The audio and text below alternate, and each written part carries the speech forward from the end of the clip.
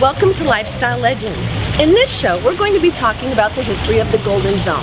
And when doing our research of the history of the Golden Zone, everything keeps coming back to one place, Hotel Playa Mazatlan. This really is where it all began. Today we're going to be talking to Lance Vient. Lance has some amazing photos dating all the way back to the 1950s. He's going to give us a lot of information regarding the beginning of this whole area and also about the elusive lagoon that was actually almost exactly where I'm standing. Come along.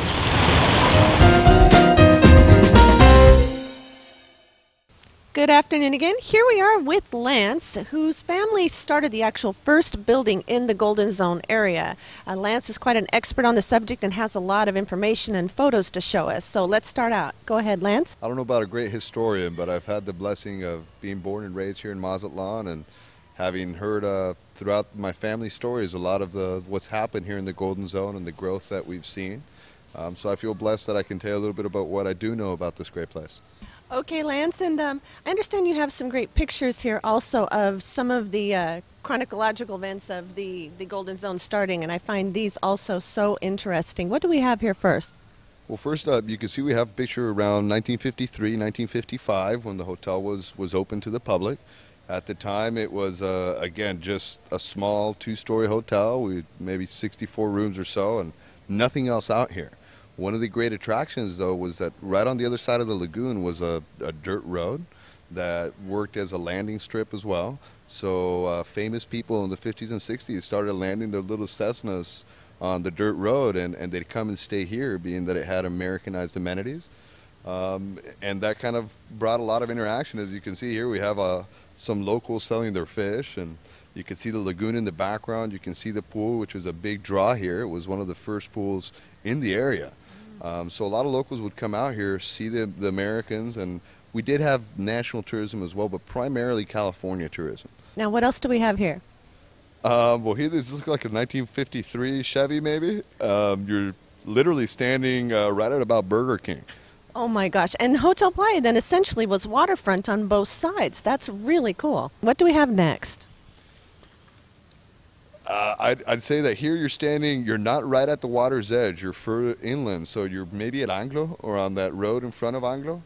You're definitely in the area that's now considered Lomas de Mazatlan. And as you can see, there's nothing on either side of the hotel. This was just a sand jetty that came out. Wow, that's amazing. Okay, what do we have next? It looks like we're actually sitting in the water.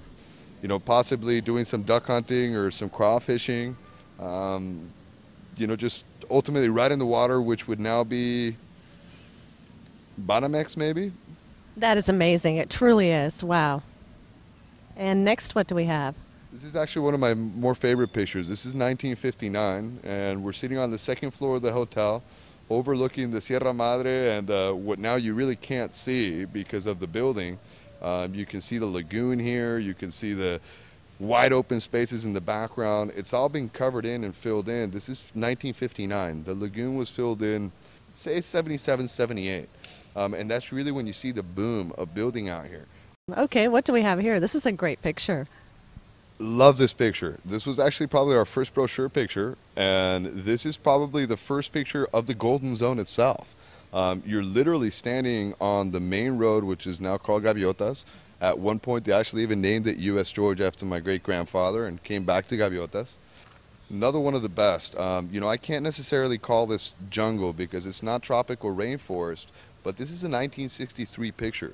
And this is truly what Mazatlan was. It's a high-lying tropical meets mountainous area, and although it's flat and low, because of the change in climates, you'll see that you have large leaf plants because of the rain, and you have small leaf plants because of the cold and the varied temperatures.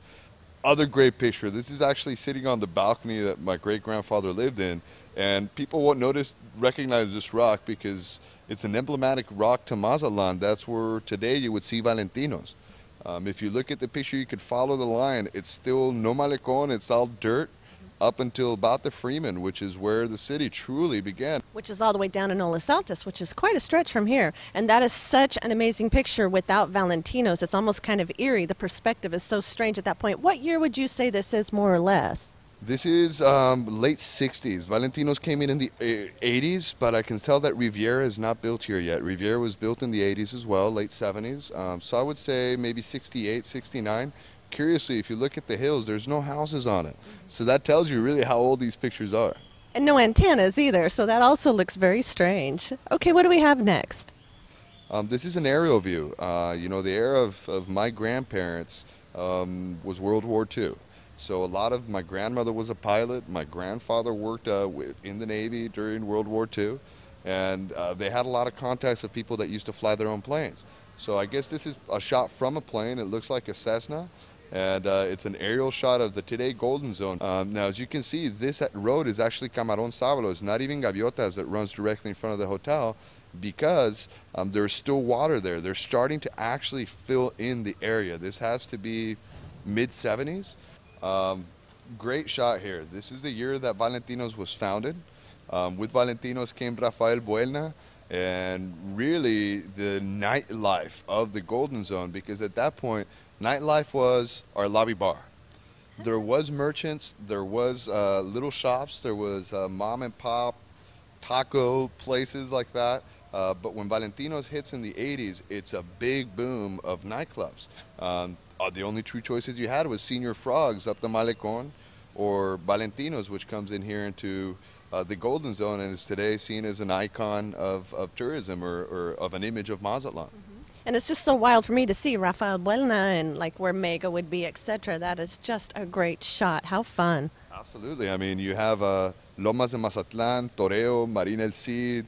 You have so many shops that today you see and you don't see in this picture. I mean, ultimately, if you look at Valentinos, it's just Valentinos, which I think now has been changed to Bali High. And you don't have Bora Bora or now Zimbabwe or any of that other stuff around it. Wow, that's amazing. All right, do we have another picture to show today? Nope, this is the end.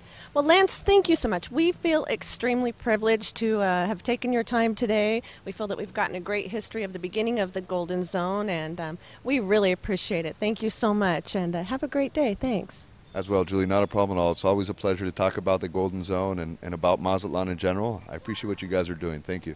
Thank you.